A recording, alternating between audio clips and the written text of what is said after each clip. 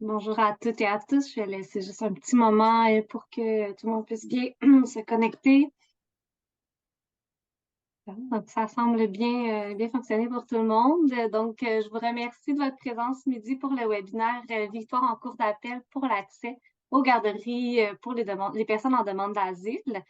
Avant de débuter, comme vous avez pu voir, là, simplement vous mentionner que la portion présentation du webinaire est enregistrée ce midi, mais pour la période de questions là, et d'échanges à la suite, nous allons cesser l'enregistrement.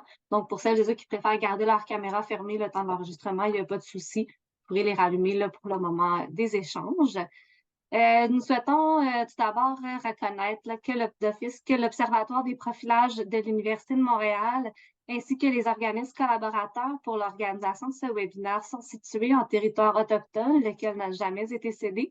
Montréal est historiquement connu comme un lieu de rassemblement pour de nombreuses Premières Nations. Aujourd'hui, une population autochtone diversifiée ainsi que d'autres peuples y résident. Dès lors, nous nous engageons à défendre les principes de solidarité et de respect aux côtés des premiers peuples dans la communauté et dans nos activités. Je tiens également à souligner que cette semaine, le 4 avril, nous célébrons la Journée canadienne des droits des personnes réfugiées. Cette journée est l'occasion de souligner les progrès réalisés en matière de protection des personnes réfugiées et des personnes demandant le statut de réfugié au Canada. C'est donc dans ce contexte que les organisations membres du comité Accès Garderie pour les familles demandeuses d'asile ont le plaisir d'organiser ce webinaire et ce moment d'échange et d'information à propos du jugement de la Cour d'appel du Québec relativement aux droits des personnes demandeuses d'asile, aux services de garde subventionnés et à la contribution réduite pour les familles. La cause a fait couler beaucoup d'encre dans les journaux depuis la tombée du jugement le 7 février dernier. Puis on souhaitait vraiment faire le point tous ensemble sur le jugement, son application et son impact là, dans la vie des familles. En guise de petite consigne technique, je vous demanderais s'il vous plaît de bien vouloir garder les micros fermés pendant les présentations. Et lors de la période de questions, on va vous inviter à prendre la parole avec la main levée là, ou encore, c'est possible de poser votre question via le clapartage. En guise de remerciement, je tiens à souligner le travail exceptionnel des avocats du cabinet Melançon, Marceau, Grenier et Cohen, qui ont représenté de manière pro bono les familles demandeuses d'asile depuis 2018. Je prends vraiment une seconde pour souligner le travail aussi de mobilisation et dans le fond, une reconnaissance collective pour le travail et leur engagement. Ça fait beaucoup la différence là, pour les familles. Je tiens également à souligner là, la mobilisation et la solidarité de l'ensemble des personnes et des organismes membres du comité Accès Garderie à travers les années. Je ne les listerai pas au complet, mais je pense qu'il est essentiel de reconnaître là, que c'est une bataille qui a été longue, remplie de montagnes russes d'émotions, mais qui démontre à la fois que lorsqu'on est solidaire, ben, ensemble, on peut faire reconnaître les droits humains. Donc voilà, je tiens aussi à remercier l'Observatoire des profilages pour la collaboration ce midi et pour leur soutien là, pour l'organisation de ce webinaire. Je cède donc la parole à Madame Céline Bello pour nous présenter rapidement l'Observatoire des profilages. Bonjour, merci Audrey. Alors, ravie de l'organisation de ce webinaire et de cette bataille et de cette victoire.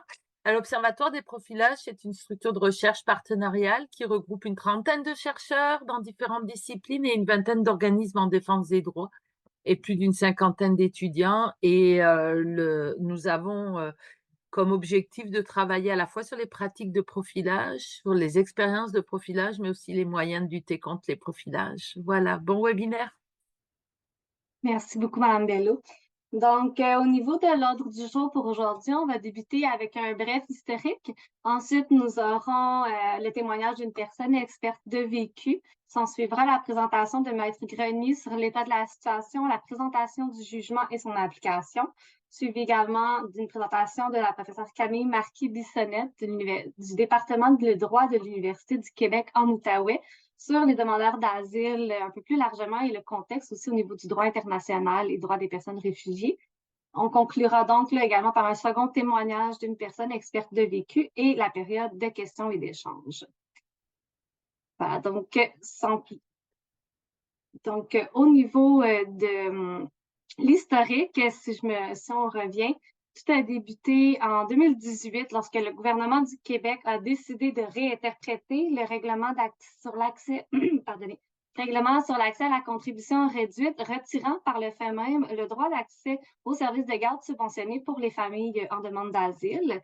Rappelons ici qu'il s'agit ici de personnes disposant majoritairement d'un permis de travail et qui vivent dans une situation de précarité en raison de leur statut migratoire. Donc, consternés par cette décision, plusieurs organismes communautaires et concitoyennes solidaires se sont unis pour créer le comité Accès Garderie. Avec le soutien inestimable des avocats du cabinet MMGC, la cause fut portée devant la Cour supérieure du Québec en juin 2019.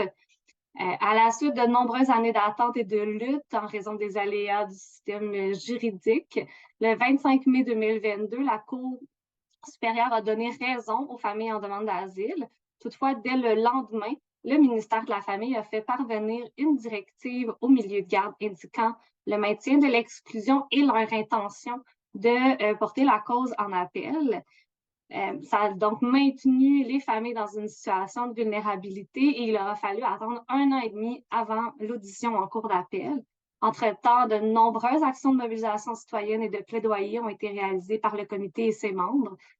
Et finalement, ce n'est que le 2 novembre 2023 qu'a eu lieu l'audience devant la Cour d'appel et qu'un second jugement en faveur des familles a été rendu le 7 février dernier.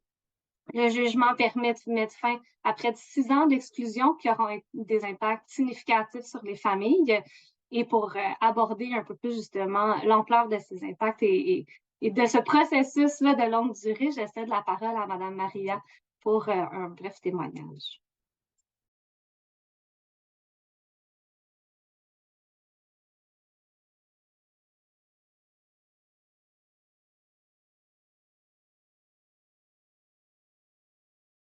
Bonjour, Bonjour, Mme Maria. bonjour. Nous vous écoutons. Bonjour. Oui, bonjour. Je suis Maria. Je suis très contente pour les garder. Vous voyez, même je suis en service et ma fille maintenant est à la garderie, subventionnée. Donc, je travaille, je suis à l'aise. C'est bon. C'est vraiment bon. Ça m'a aidé. Je vais quitter les difficultés de la vie que je menais ici au Canada parce que j'étais vraiment dans la vulnérabilité totale avec ce que je vivais. Moi-même, je ne pouvais même pas prendre soin de moi. Toujours avec l'enfant, des difficultés pour la maison, trouver un loyer, un logement, trouver le travail. Mais maintenant, depuis qu'elle a commencé la garderie, elle évolue très bien. Elle apprend, elle parle déjà le français, elle a 1 an et demi. Et moi, je suis là au travail, donc c'est la joie. C'est vraiment la joie pour moi et je pense que le meilleur reste encore et encore à venir. Maintenant, je me sens utile et je me sens aussi que je suis femme. Je peux prendre soin de moi, mon enfant est à la garderie, donc je suis très contente. Merci beaucoup, Maria, pour ces mots. En effet, je pense que ça fait un changement quand même important là, dans la vie des personnes. Donc, Oui. je cède maintenant la parole à Maître Grenier qui va vraiment là, nous expliquer l'état de la situation, le jugement, et tous les aléas juridiques autour, mais surtout au niveau de l'application. Qu'est-ce que ça change, là, le jugement qui est tombé le 7 février dernier et depuis aussi, là, il y a eu des petits aléas juridiques que le gouvernement a tenté. Je vous le cède la parole, Mme Grenier. Merci beaucoup, Audrey. Merci aussi à Mme Maria pour son témoignage. On le fait pour des personnes comme elle, qui sont nombreuses, évidemment. Tous les efforts qui ont été déployés par tout le monde autour de cette contestation, ces démarches. Et merci, bien évidemment, à tout le monde d'être présent et à l'Observatoire d'avoir organisé cet événement. Alors, je vais vous parler un petit peu, évidemment, du recours. Je commencerai peut-être un petit peu, bon, Audrey a fait tout à l'heure un historique un petit peu là, des principales étapes, mais je vais quand même parler un petit peu là, de la genèse du recours pour couvrir d'autres éléments, parler du recours lui-même. C'est quoi exactement, finalement, qu'on a fait comme contestation.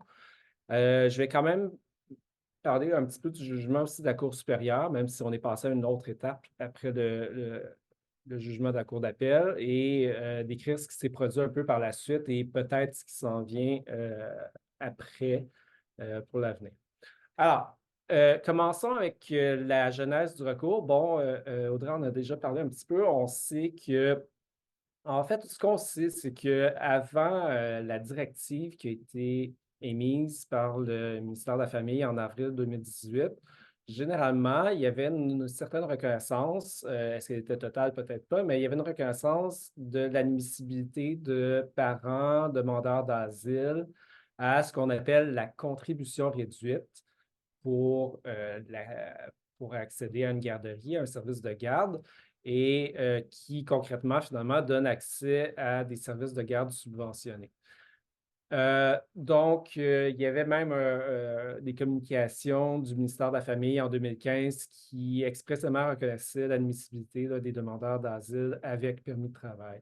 Donc, tout ça, comme on disait, a changé en avril 2018. Et là, on avait une directive explicite, express du ministère de la Famille qui indiquait que finalement, elle estimait que les demandeurs d'asile n'étaient pas admissibles à la contribution réduite et donc au service de garde subventionné.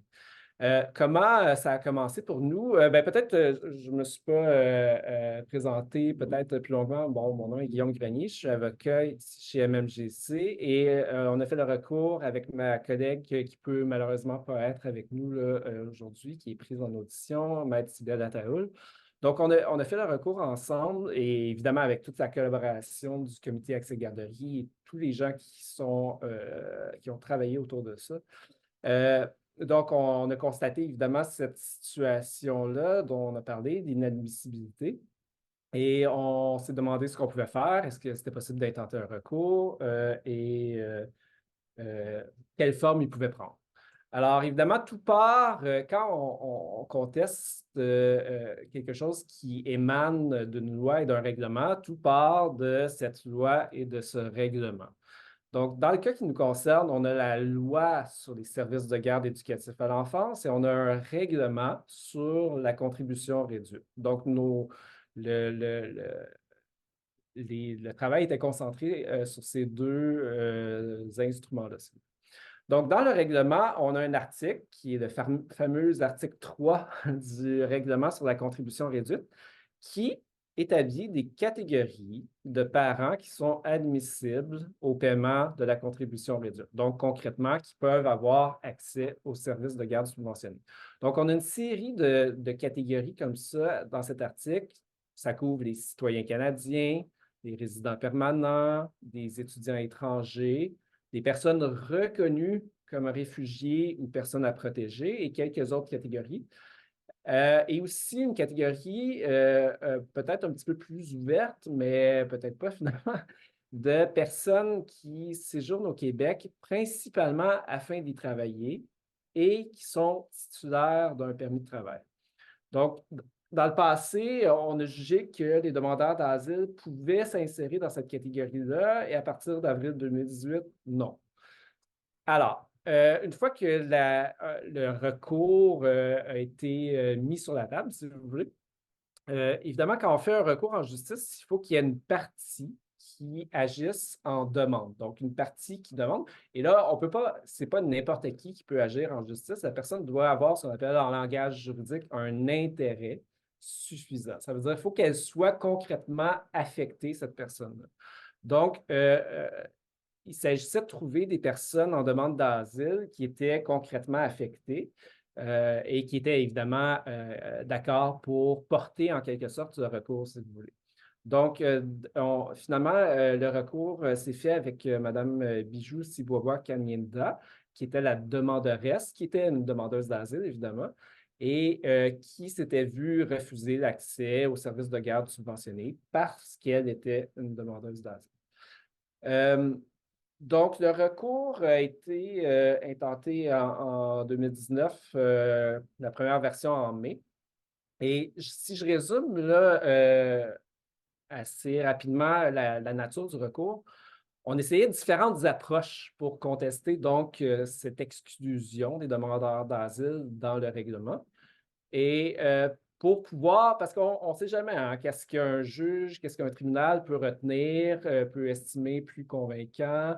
Il y a des sensibilités différentes, il y a des perspectives différentes des fois. Alors, ça peut être judicieux d'utiliser différentes approches. C'est ce qu'on a fait, tout en, évidemment, en n'empruntant pas des chemins farfelus, mais des moyens sérieux, mais divers.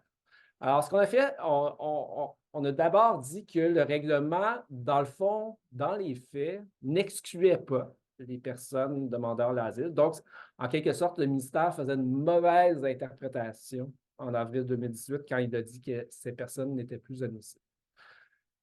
Autre argument, si c'était écarté par la Cour et que la Cour estimait que le règlement excluait bel et bien les personnes demandant d'asile, on se disait, bon, on a trouvé en cherchant dans la loi que, à notre avis, en fait, ce que je devrais dire d'abord, c'est que ce qu'il faut savoir, c'est que quand un gouvernement agit, il doit être autorisé par la loi. C'est une espèce de principe fondamental de droit administratif. Et ça vaut aussi pour les règlements. Donc, quand un gouvernement adopte un règlement ou adopte des dispositions dans un règlement, il doit être autorisé par la loi à le faire. Donc, quand on lit une loi, on trouve une série, notamment souvent, de ce qu'on appelle des pouvoirs réglementaires. Donc, on dit le gouvernement peut adopter un règlement sur tel sujet. Et il le fait dans la loi pour toutes sortes de sujets, dont le montant de la contribution réduite, mais il ne l'a jamais fait pour l'admissibilité à la contribution réduite. Alors, notre argument, c'était que quand le gouvernement a adopté le règlement sur la contribution réduite, et plus particulièrement l'article 3 sur les catégories de personnes qui sont admissibles, il ne pouvait pas le faire en réalité. Donc, l'article, parce que la loi ne l'autorisait pas à adopter cet article-là, à adopter un article sur l'admissibilité à la contribution. Alors, c'était notre premier argument de droit administratif. On avait un autre argument que l'article était discriminatoire, mais au sens du droit administratif. Ce que ça veut dire, est-ce que le législateur a autorisé le gouvernement à faire des distinctions entre des catégories de personnes? C'est un argument connexe, mais un petit peu différent. Ensuite, on avait tout un volet de droit constitutionnel, donc droit de la personne. Puis là, on rentre peut-être un peu plus au cœur là, de notre propos ici de la rencontre et aussi du jugement de la Cour d'appel. Donc, on avait différents arguments sur les droits de la personne, le volet constitutionnel. On avait évidemment des arguments de discrimination. Donc, on disait que l'exclusion des personnes demandant l'asile était discriminatoire en vertu de la Charte canadienne et en vertu de la Charte québécoise. Et on disait aussi qu'il y avait une atteinte au droit à la dignité et aussi que l'exclusion était ce qu'on appelle un traitement cruel et inusité, contraire à l'article 12 de la Charte canadienne, qui est un argument un peu commun, là, je dirais, mais qui n'était pas farfelu parce qu'il y avait un précédent en matière de soins de santé pour les demandeurs d'asile. À l'époque, ça avait été coupé par le gouvernement conservateur et ça avait été contesté avec succès devant la Cour fédérale sur la base de cet article. Alors, pour faire le recours, si on a besoin, on a besoin d'une analyse juridique, on a besoin d'une personne qui porte le recours, mais on a aussi besoin de données et de preuves. Dans un recours comme celui-là, la preuve dont on a besoin, c'est souvent une preuve, ça peut être une preuve statistique dans des recours sur la discrimination en particulier, une preuve statistique ou une preuve, une expertise sur les effets de la mesure qu'on conteste. Donc ici, quels sont les effets de l'exclusion au service de garde subventionné? Et nous, évidemment, on s'intéressait plus particulièrement aux femmes. Donc, est-ce qu'il y a des effets qui sont particuliers pour les femmes, qui sont disproportionnés pour les femmes?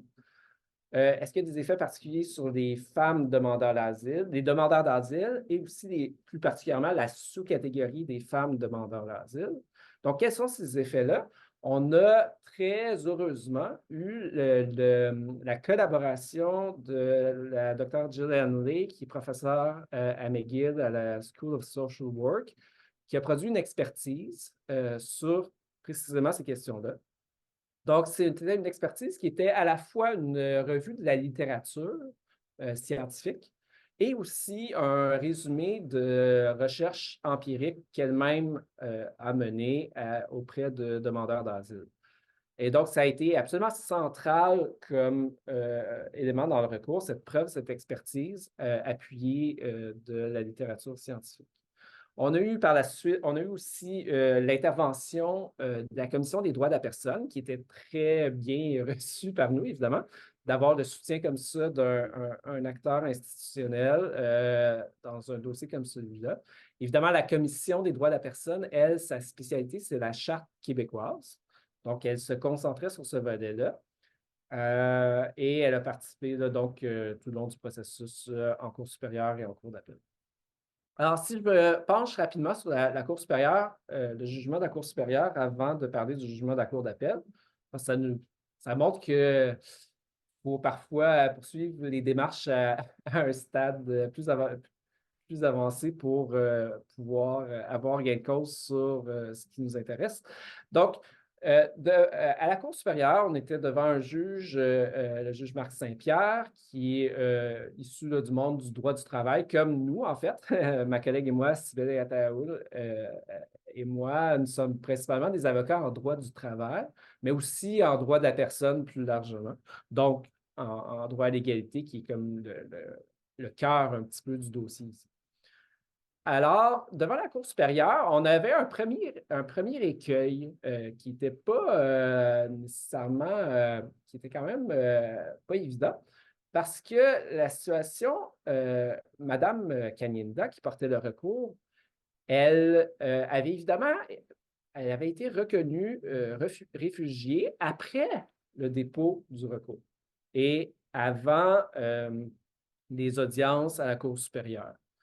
Donc, le procureur général du Québec, qui est, si vous voulez, l'entité qui agit pour le compte du gouvernement dans des recours comme ça, plaidait que le dossier était devenu théorique parce que Madame, étant devenue réfugiée, était maintenant admissible au service de garde subventionnée.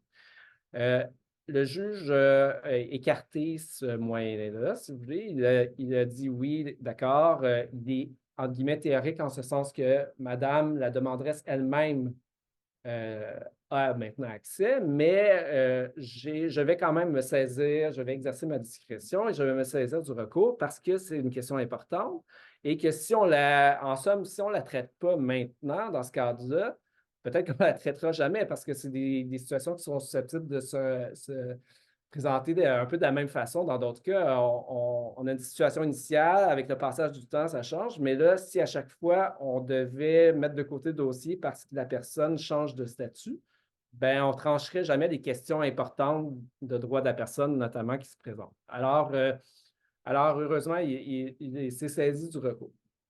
Il a conclu, dans le jugement, la Cour supérieure nous a donné raison sur un seul de nos moyens, un moyen de droit administratif, donc celui dont je vous parlais tantôt, qui était que le gouvernement, en fait, n'avait pas le droit d'adopter un article qui établit des catégories de personnes admissibles au service de garde subventionné parce que ce n'était tout simplement pas dans la loi.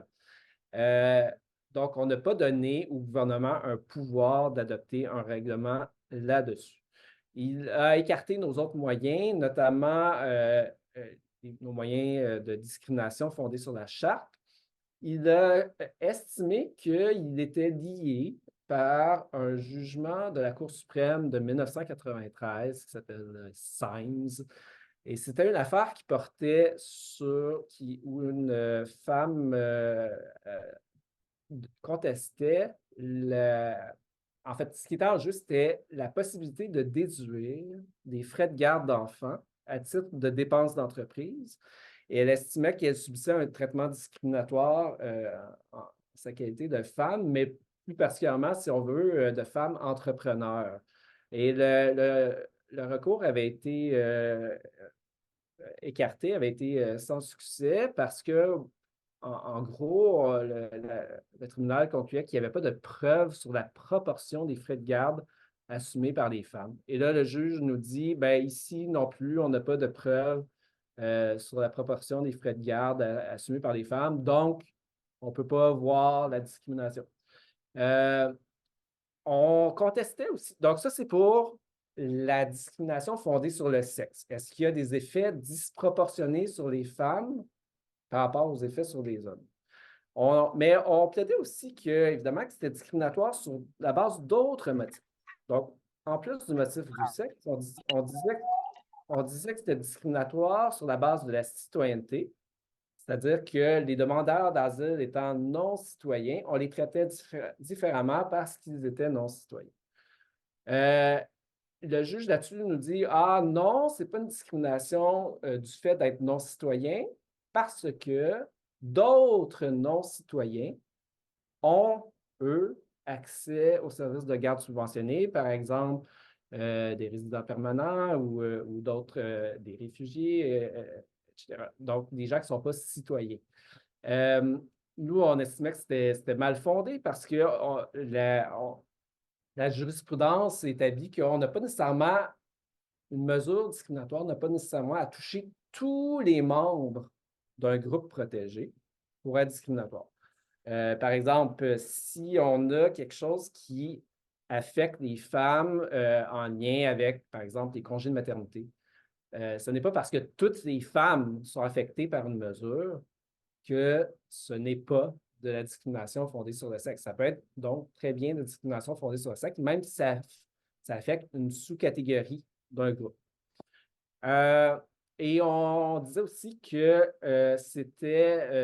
l'exclusion était discriminatoire sur la base du statut d'immigration. Donc, c'est un petit peu proche là, de la citoyenneté, mais légèrement différent.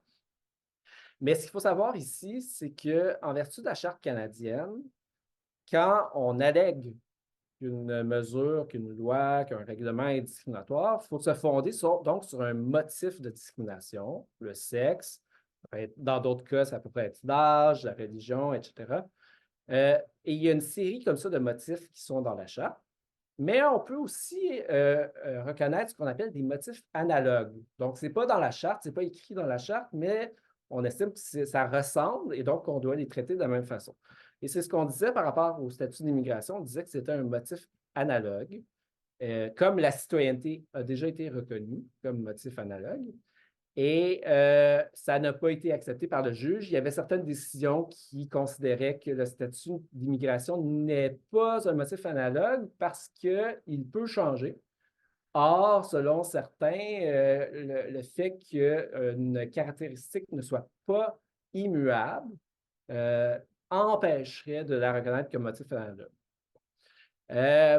Par ailleurs, il a rejeté, donc, comme je disais, nos autres moyens. Donc, il a quand même déclaré, le juge de la Cour supérieure, l'article illégal, souvenez-vous, parce qu'il n'avait pas le pouvoir, le gouvernement, d'adopter cette disposition. Donc, qu'est-ce que ça veut dire concrètement? Ça veut dire que c'est comme si l'article n'existait pas. Mais là, évidemment, comme on sait, le gouvernement a déposé un appel à l'encontre de cette partie-là du jugement. Et nous, de notre côté, nous avons déposé ce qu'on appelle un appel incident pour contester des autres parties du jugement, mais essentiellement le volet sur la discrimination. Alors, transportons-nous en cours d'appel parce que c'est ça qui nous intéresse plus particulièrement. Donc, on est maintenant à la cour d'appel. On a l'appel du gouvernement sur le volet droit administratif, habilitation, et on a le volet appel incident de notre côté sur le volet constitutionnel, discrimination, droit à l'égalité.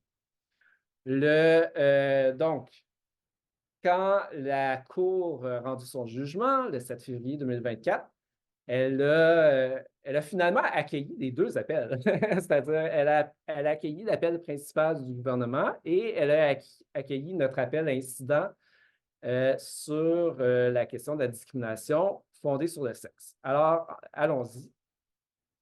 Je vais passer vite là, sur l'appel du gouvernement parce que, bon, on va se concentrer là, sur l'aspect droit à l'égalité. Donc, en gros, elle conclut la juge d'utile, qui écrit un jugement unanime au nom des 3 juges, que le pouvoir réglementaire qui existait dans la loi pour établir des conditions et modalités de versement de la contribution réduite, c'était assez large pour viser l'admissibilité à la contribution réduite. On peut avoir l'interprétation qu'on veut, mais c'est la conclusion qu'ils ont tirée là-dessus. Et ils ont aussi conclu que l'article excluait bel et bien les demandeurs d'asile. Donc, pour avoir gain de cause, il fallait démontrer que l'article était inconstitutionnel, c'est-à-dire qu'il portait atteinte au droit à l'égalité d'un groupe protégé et que cette atteinte n'était pas justifiée. Alors, si on entre dans le droit à l'égalité, la Cour d'appel a choisi de se concentrer sur un des 3 motifs qu'on avançait. Souvenez-vous, on avait le sexe, on avait la citoyenneté et on avait le statut d'immigration. Donc, il faut savoir que ces 3 catégories-là, elles se présentent un petit peu différemment ici. Si on avait visé la citoyenneté et si on avait regardé du point de vue de la citoyenneté du statut d'immigration, ce serait, à notre avis, une discrimination directe, c'est-à-dire on les exclut on les exclut presque nommément, si on veut, parce qu'ils ne sont pas dans cette catégorie-là. Or, le texte du règlement ne parle pas des femmes spécifiquement. Donc, ce n'est pas ce qu'on appelle une discrimination directe, c'est ce qu'on appelle une discrimination des fois indirecte ou plus souvent par effet préjudiciable. Ce que ça veut dire, c'est qu'on peut avoir des dispositions dans des lois et des règlements qui semblent neutres au premier regard, semblent traiter tout le monde de la même façon, mais en réalité, quand on observe les effets de cette disposition-là, les effets de cette mesure, ici, les effets de l'exclusion de l'accès aux services de garde subventionnés, on se demande, est-ce que cette exclusion, cette mesure a un effet disproportionné sur les membres d'un groupe? Et ici, notre argument, c'est que oui, il y avait un effet disproportionné sur les femmes qui entraînait donc une distinction fondée sur le sexe. Et la Cour d'appel était d'accord avec nous. Donc, elle a commencé par écarter, si vous voulez, l'analyse faite par la Cour supérieure selon laquelle il y avait un arrêt qui barrait la route, si vous voulez, à cette conclusion-là, l'arrêt Symes. Elle disait, bon, c'est une affaire bien différente. Ici, c'est pas une question de quelle est la part des hommes et des femmes dans les frais de garde, c'est pas ça la contestation. La contestation, elle s'axe autour des obstacles à l'intégration au marché du travail, à l'intégration à la société plus largement, à la francisation. Donc, les obstacles qui se posent de façon disproportionnée pour les femmes en raison de leur exclusion. Donc, c'est un recours vraiment d'une nature différente. Donc, on est ailleurs. Ensuite, elle regarde finalement la preuve au soutien pour démontrer cette distinction-là, pour démontrer l'effet disproportionné. Elle juge qu'il y a une preuve scientifique convaincante, j'emploie ces mots, de cet effet disproportionné sur les femmes, et ça passe essentiellement par l'expertise de Jill Henley, dont je vous ai déjà parlé, qui montre, notamment avec la littérature scientifique, que les garderies, l'accès à des services de garde abordables permet l'intégration des femmes au marché du travail. Elle regarde des études empiriques qui ont été faites avec les demandeurs d'asile qui montrent la nécessité de l'accès à des services de garde subventionnés pour travailler et qui note que quand les répondants, les demandeurs d'asile, disaient que c'était impossible pour eux d'aller travailler en raison des coûts des services de garde, 100% de ces personnes étaient des femmes. Le gouvernement n'a fait aucune contre-preuve pour contrer ça. Donc, la Cour a jugé, oui, il y a un effet disproportionné sur les femmes.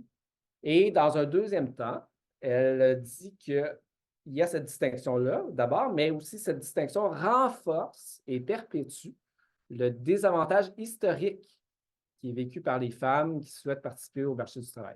Donc, il y a atteinte au droit à l'égalité. Et ensuite, c'est le fardeau du gouvernement de tenter de démontrer que cette atteinte serait justifiée dans une société libre et démocratique. C'est l'article 1er de la Charte canadienne des droits et libertés. La Cour d'appel accepte qu'il peut y avoir potentiellement, c'est un fardeau très peu élevé, un objectif urgent et réel de limiter l'aide financière aux personnes qui ont un lien suffisant avec le Québec. Bon, d'accord. Mais elle conclut qu'il n'y a pas de lien rationnel entre l'exclusion des demandeurs d'asile et la volonté de donner accès aux gens qui ont un lien suffisant. Parce qu'il y a plein de catégories de personnes admissibles qui ont un lien très temporaire avec le Québec et pourtant, on leur donne accès aux services de garde subventionnés.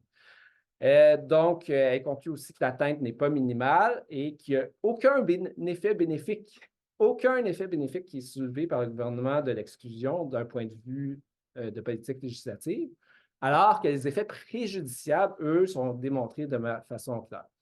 Donc, qu'est-ce qu'elle applique comme réparation? Elle déclare, et ça, c'est ce qu'on demandait, elle a adopté nos arguments là-dessus, elle déclare que la disposition, l'article 3 donc, du règlement sur la contribution réduite, et puis particulièrement le paragraphe sur les personnes qui séjournent temporairement pour travailler, il doit maintenant se lire comme rendant admissible au paiement de la contribution, réduite, le parent demandeur d'asile qui réside au Québec et qui a un permis de travail. Je conclue rapidement sur la requête en suspension. Donc, vous l'avez probablement vu dans les nouvelles, le gouvernement a voulu, premièrement, annoncer son intention de demander l'autorisation à la Cour suprême d'en appeler ce jugement. Évidemment, ce n'est pas automatique. Il faut que la Cour suprême décide si oui ou non elle accorde l'autorisation d'appel. Dans l'intervalle, ils ont demandé de suspendre les effets du jugement de la Cour d'appel.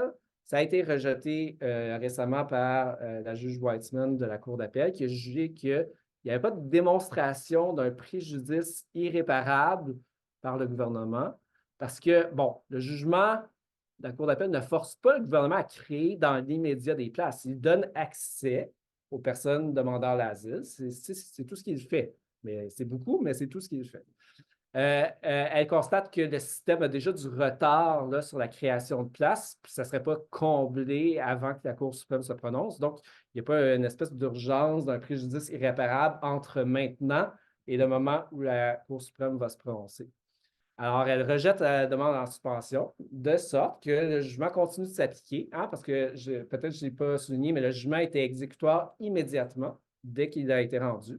Donc, dès le moment où il a été rendu et encore aujourd'hui, il s'applique et il continue de s'appliquer. Et donc, les personnes demandeurs d'asile qui ont un permis de travail peuvent bénéficier des services de garde subventionnés.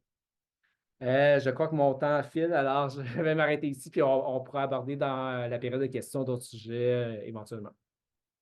Merci, merci, Maître Grenier. Puis en effet, je pense qu'au niveau de la conclusion, c'est vraiment important de souligner que le jugement de la Cour d'appel n'a jamais été suspendu. Donc, pour les personnes, je pense, qui se posent la question à savoir, des fois de l'information un peu qui peut circuler sur l'accès pendant la volonté de suspendre, ça n'a jamais été suspendu. Donc, je me permets de le réitérer. En effet, donc le jugement continue de se lire et doit se lire comme ayant un accès pour l'ensemble des familles. Je pense que c'est aussi un des volontés de notre webinaire aujourd'hui, c'est vraiment de mettre le point. Donc, merci, Mme Grenier, là, pour votre présentation, ce retour et aussi de souligner cet élément, je pense, essentiel. Je cède maintenant la parole à Mme Camille Marquis-Bissonnette, qui est professeure de l'Université du Québec en Outaouais. Bonjour tout le monde, merci Audrey, merci aux organisatrices de ce webinaire, merci pour votre invitation, je suis ravie de me joindre à vous aujourd'hui. Donc évidemment, moi, ma perspective, c'est le droit international et donc je veux comme qu'on fasse un pas de recul pour voir un peu en fait, ça veut dire quoi être un demandeur d'asile, faire une demande d'asile, ça mène au statut de réfugié, donc c'est quoi un réfugié? Donc, juste un petit instant. Vous voyez bien mon écran, je crois. Voilà. Donc, rapidement, je veux donc qu'on fasse un pas de recul pour avoir une perspective un peu plus mondiale, mais très brièvement. Ensuite, on va voir donc c'est quoi un réfugié et donc c'est quoi un demandeur d'asile. Les tendances d'exclusion face au mouvement migratoire rapidement, là, je pense qu'il y a un parallèle à faire avec les politiques du Québec en lien avec les demandeuses d'asile, notamment en lien avec les garderies. Donc, je vais faire un petit point là-dessus. On va s'appesantir un petit peu sur le Canada et le Québec. Qu'est-ce qu'ils font, qu'est-ce qu'on fait par rapport au mouvement migratoire, mais surtout, on va conclure sur bon, quel lien on fait là, une fois qu'on a fait ce pas de recul-là, qu'est-ce que ça a comme impact, le recours sur les garderies subventionnées pour les demandeurs d'asile et qu'est-ce que ça implique au niveau des droits des femmes, donc principalement, comme on l'a vu, demandeuses d'asile et leurs enfants, évidemment. Voici, donc je commence rapidement, là. Le contexte global, c'est qu'on a depuis 1970 et encore plus rapidement depuis 1990, une augmentation brutale là, des mouvements migratoires en général. Donc, on aurait 281 millions de personnes selon l'OIM, là, qui est l'organe de l'ONU sur l'immigration, qui qui se seraient déplacés par rapport au pays où ils sont nés en 2020. Donc, on parle des migrants de première génération, 281 millions. Et ça, c'est 3 fois plus qu'en 1970. Parmi ces migrants, il y a des migrants forcés. Donc, c'est ce qu'on voit ici, là, les personnes contraintes de fuir, c'est les migrations forcées. Et dans ces mouvements-là, donc c'est des gens qui fuient pour différentes raisons, soit en lien avec la crise climatique, soit parce que ils sont forcés de fuir à cause d'une guerre dans leur pays ou d'une autre situation de violence. Et parmi ceux-là, ben, il y a donc les migrants forcés, il y a les réfugiés et les demandeurs d'asile qui forment une partie. Les réfugiés, c'est environ le tiers des migrants forcés. Mais on a aussi donc des gens qui fuient la famine, la guerre, mais qui seront pas nécessairement qualifiés comme réfugiés. On va le voir là, pourquoi je crois, la diapositive suivante. Et ce qu'il faut savoir, ici, on exclut sur le graphique, on voit pas les migrants climatiques qui sont pas comptabilisés ici, mais il y en a aussi de plus en plus. Et ce qu'il faut savoir, c'est qu'il y a 5 pays qui accueillent 72% des personnes qui sont en déplacement forcé. Et évidemment, le Canada ne fait pas partie de ces 5 pays. Nous, on reçoit une toute petite partie. Donc, je vais faire ma bonne juriste, là, je vais vous dire en fait un peu c'est quoi que ça veut dire réfugié. Parce que réfugié, c'est pas un terme dans l'air, c'est un terme juridique qui correspond à un statut au sein des États. Et ce statut-là, il est défini en droit international. Donc, on l'a vu, les réfugiés sont une partie des personnes qui sont forcées de fuir leur pays pour aller dans un autre pays. Le statut de réfugié est souvent critiqué parce qu'il correspond à une définition très stricte qui a été établie dans la Convention de Genève de 1951, donc après la Seconde Guerre mondiale, à laquelle il y a 145 pays qui sont partis. Donc, brièvement, la définition d'un réfugié, c'est quoi? C'est quelqu'un qui est à l'extérieur de son pays de nationalité ou de résidence habituelle. Donc ça veut dire que tout ce qu'on appelle les déplacés internes, donc ceux qui vont se déplacer dans leur pays parce qu'il y a une guerre, ou parce qu'il y a une famine, ou parce qu'il y a les changements climatiques, ils vont se déplacer à l'intérieur de frontières, eux, ils ne seront pas des réfugiés. On va dire que c'est des déplacés internes. Donc, pour être un réfugié et donc un demandeur d'asile, il faut forcément être sorti de son pays. Deuxième élément, il faut avoir une crainte fondée de persécution. La persécution, c'est quoi? C'est des violations graves des droits humains sur la base des motifs énumérés. La race, la religion, la nationalité, l'appartenance à un groupe social et les opinions politiques. C'est tout. C'est pas une liste ouverte. Donc, il y a 5 motifs énumérés. Et donc, ça forme la définition du réfugié. Cette personne-là, qui a une crainte fondée de persécution sur la base des motifs énumériques et qui est à l'extérieur de son pays de nationalité ou de résidence habituelle, elle ne peut ou ne peut retourner dans son pays de nationalité ou de résidence habituelle à cause qu'elle a cette crainte-là fondée de persécution.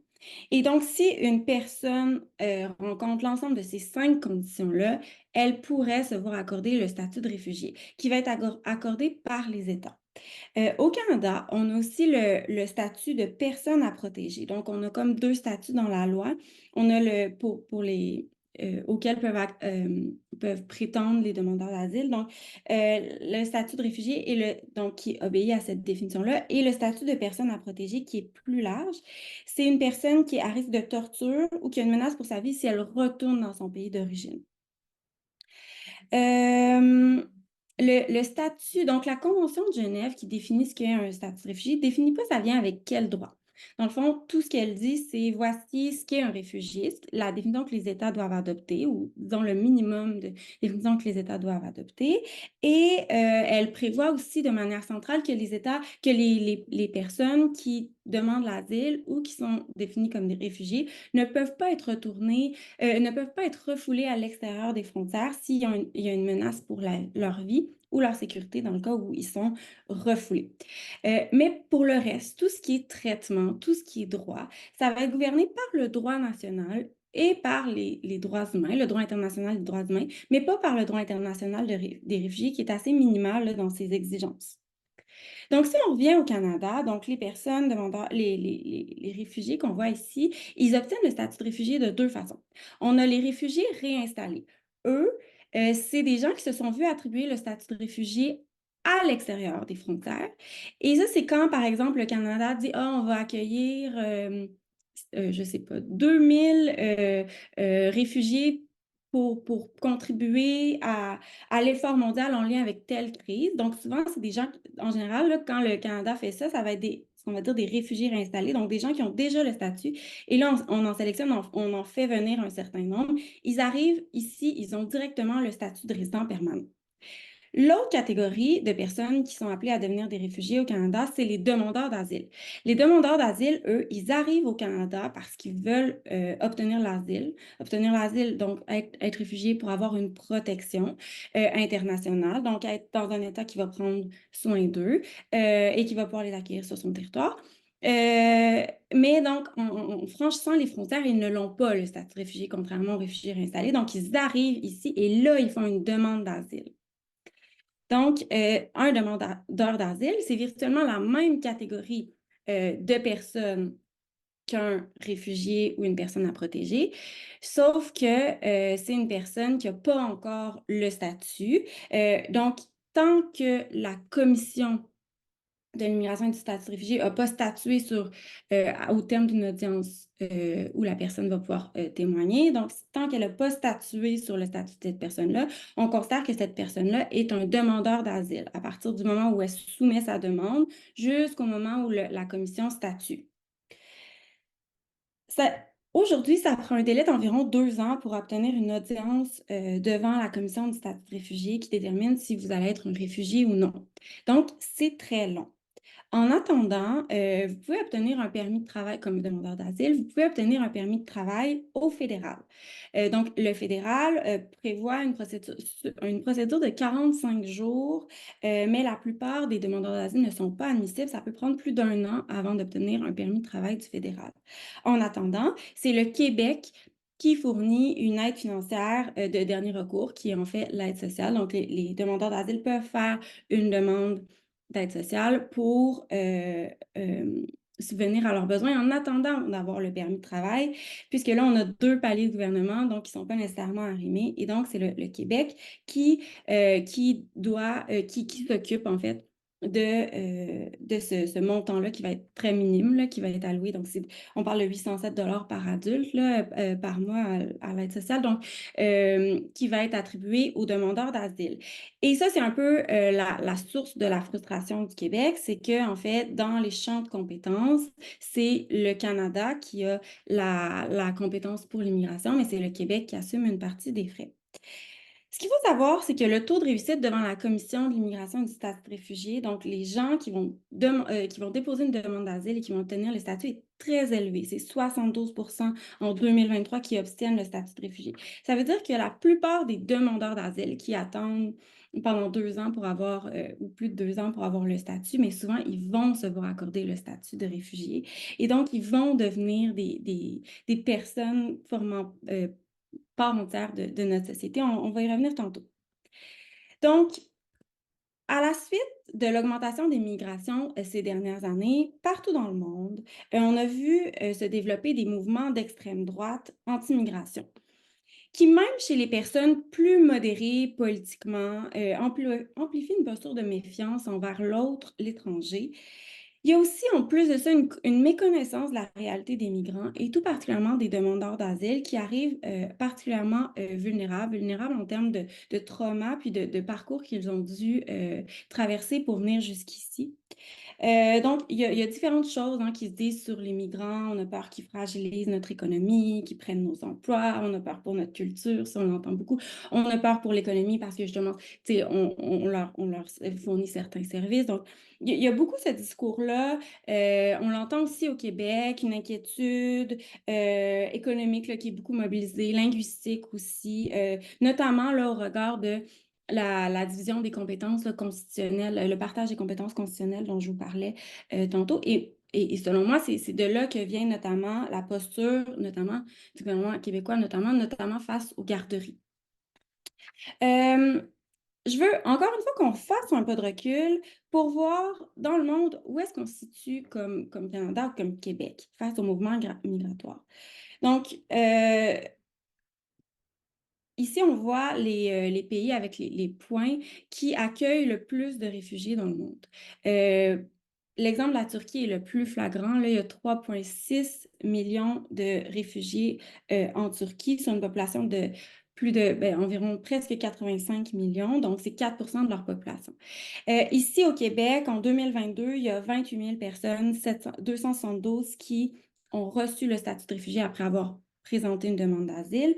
Et il y a 58 000 réfugiés, un peu plus, là, qui ont été réinstallés, qui sont des réfugiés réinstallés. Donc, on parle d'un 86 000 personnes réfugiées en 2022, ce qui est vraiment pas énorme.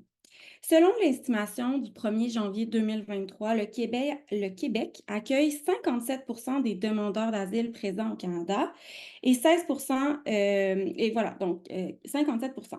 Mais il y a 67% des personnes à protéger partout au Canada qui se retrouvent en Ontario contre 19% au Québec. Ce que ça veut dire, c'est qu'il y a beaucoup de gens qui arrivent au Québec, mais peu qui restent. Et donc, finalement, les réfugiés et les personnes à protéger vont plutôt se retrouver en grande partie en Ontario. Donc, à court terme, c'est vrai que le Québec reçoit beaucoup de demandeurs d'asile relativement au reste du Canada, très peu par contre relativement à l'ensemble de la planète. Mais assez peu restent, en fait. Parce que souvent, les demandeurs d'asile vont aller rejoindre les diasporas dans les autres provinces, là, selon où leur diaspora se trouve en plus grand nombre ou selon s'ils ont d'autres membres de leur famille qui peuvent rejoindre. Donc, ça facilite l'intégration. Donc, ce qu'il faut retenir de ça, c'est qu'en fait, le Canada, le Québec accueille une toute petite partie des mouvements migratoires forcés sur la planète. Et donc, qu'est-ce que ça veut dire? C'est que on est vraiment loin du tsunami ici au Québec. Puis on est vraiment loin de la faillite aussi, en considérant les dépenses qu'on doit mettre pour eux. Donc, ici, je veux revenir au lien avec les garderies. Donc, il y a beaucoup d'enfants parmi les demandeurs d'asile. On parle de un peu plus du quart des demandeurs d'asile qui sont des enfants entre 0 et 14 ans. Ce qu'il faut comprendre, c'est qu'une personne qui arrive ici comme demandeuse d'asile a tout laissé derrière elle, pas par choix. Elle arrive ici pour s'installer, probablement de manière permanente parce qu'aujourd'hui, les crises sont longues et compliquées et qu'elle ne peut pas retourner à court terme.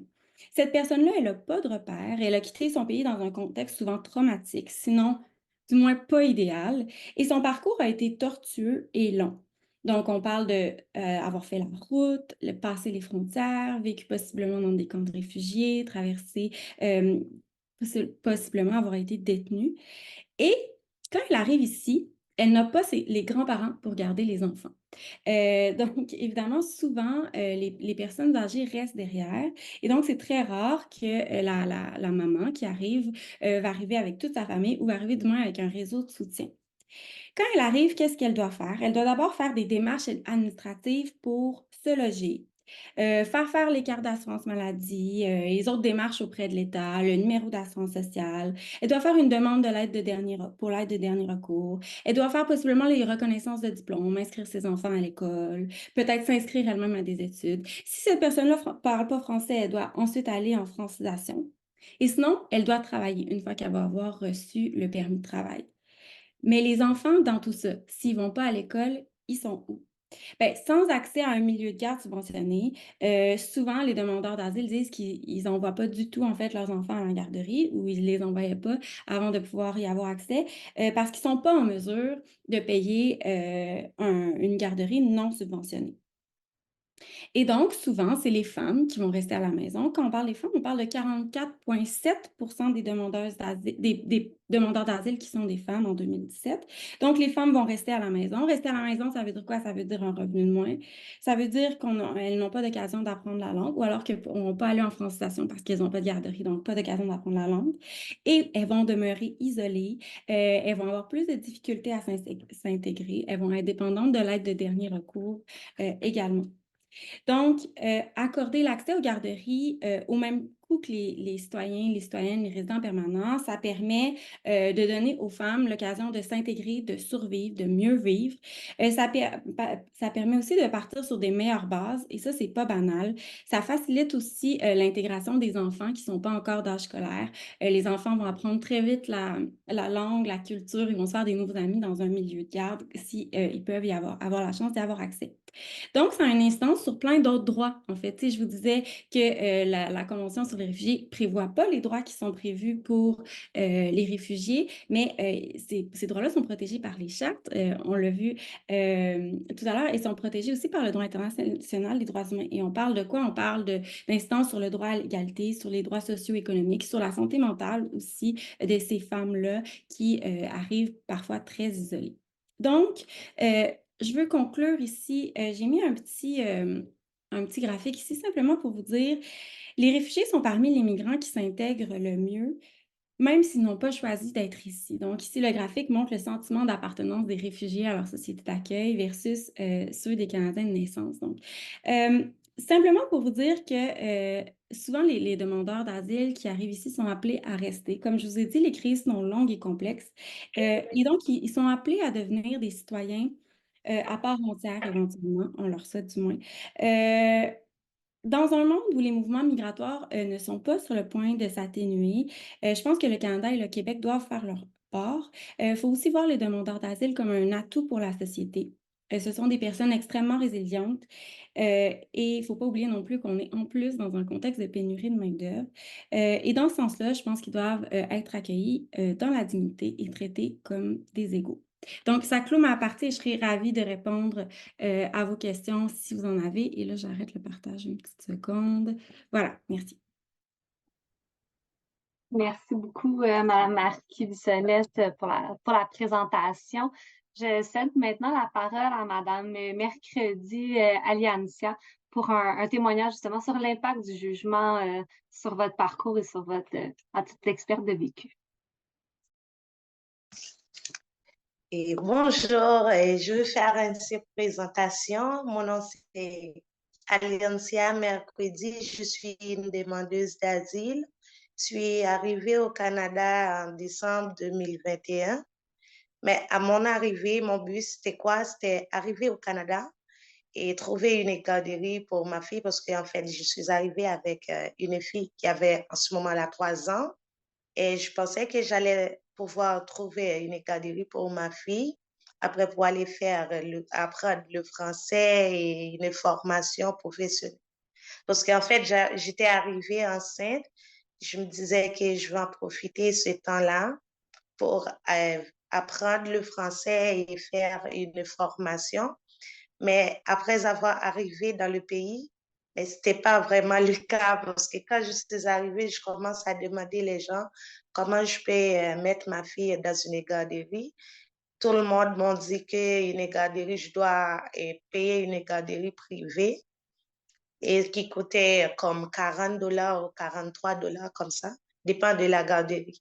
Alors, je me suis trouvée dans une misère avec ma fille. J'ai dû rester à la maison jusqu'à l'accouchement et après avoir accouché, j'ai trouvé un emploi. Je commence à amener ma plus grande fille, dans des centres communautaires, dans des ateliers de tout petit et tout ça. Mais après, j'ai trouvé un travail dans une académie. C'était privé là. j'ai mis ma fille la plus petite et l'autre fille, je l'ai laissée dans les centres communautaires, mais c'était privé. J'ai dû payer pour la garderie parce que normalement, je n'avais pas le droit à une garderie et subventionnée ou un CP. Et l'aide sociale, ce n'était pas vraiment grand. Mon conjoint, il a été déjà commencé à travailler là. Puis on m'a coupé l'aide sociale et le revenu de mon conjoint, ce n'était pas vraiment assez pour la famille. Alors j'ai dû aller au travail. Quand je commençais à travailler en décembre, la garderie où je travaille devient subventionnée là. Puis j'ai dû enlever ma fille parce qu'elle n'avait pas le droit à une garderie subventionnée. Mais ça faisait mal au cœur parce qu'en tant qu'éducatrice et travailleuse dans une garderie, je vois d'enlever ma fille dans cette garderie. C'était vraiment difficile pour moi. Alors, qu'est-ce que je fais? J'ai décidé de travailler 2 jours par semaine ou 3 jours et j'ai resté les autres jours à la maison avec ma fille durant le mois de décembre. Puis, à mi-janvier, je dis non, et ça ne vaut pas la peine de rester à la maison. C'est encore pire. Je dis non, je vais mettre ma fille dans une autre garderie. Et l'âge où j'ai mis ma fille, j'ai payé $40. Là où je travaille, mon employeur, elle a fait une réduction pour moi parce que je lui ai expliqué ma situation. Elle a fait une réduction pour moi. Mais quand la garderie devient subventionnée, j'ai dû enlever ma fille pour mettre dans une autre garderie. Et là, je commence à payer $40 par jour pour ma fille. Et le 22 février, quand j'ai entendu la nouvelle, j'étais vraiment contente là parce que je pense que ça allait me soulager beaucoup parce que ça m'a causé beaucoup de stress et je pensais il y a des choses que je peux faire pour la famille, les enfants, je ne pouvais pas. C'était vraiment difficile. Mais maintenant, je me sens vraiment soulagée avec la décision prise par la Cour d'appel. Merci beaucoup, Madame Mercredi, pour ce témoignage et justement de démontrer l'impact que ça a sur votre quotidien et celui de votre fille.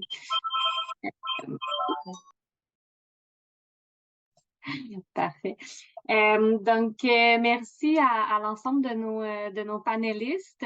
Je vais simplement, là, pour conclure, pour celles et ceux qui veulent davantage d'informations, en espérant qu'on n'a pas que ça s'arrête ici, donc comme Maître Grenier le mentionnait là, tout à l'heure, et que vous avez sûrement vu dans les médias, donc le gouvernement qui mentionne possiblement son intention de porter la cause en Cour suprême. À cet effet, notamment, là, on vous invite à signer, on va mettre le lien dans le clavardage, une lettre ouverte, une pétition pour tenter de dissuader là, le gouvernement à la lumière des informations qu'on a partagées aujourd'hui, entre autres, de cesser, de ne pas pousser l'affaire sur une troisième cour, une troisième instance juridique et de respecter, d'honorer le jugement de la Cour d'appel. Donc, on va mettre le lien pour celles et ceux qui souhaitent le signer et le partager également. Voilà, donc sans plus attendre, je vous remercie pour vos présentations et je cède la parole pour les tours de questions. On avait